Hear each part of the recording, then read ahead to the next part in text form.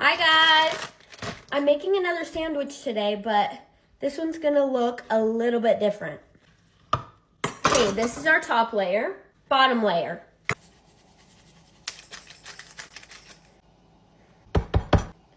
Okay, ready? I get asked a lot what kind of bacon I use. Peterson Farms no sugar bacon. It's my all-time favorite. I'm gonna throw all of this in a pan.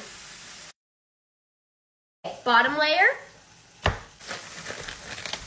Mozzarella. Bye. We'll layer this on top. Okay, this time, since it's a sub, we're gonna do a couple scrambled eggs. Ramsay style. Okay, make sure you get the prettiest eggs you can find. You always wanna utilize your extra steak juice. This is called sauce right here. There you go. Mmm. Okay, whoa, layer 2.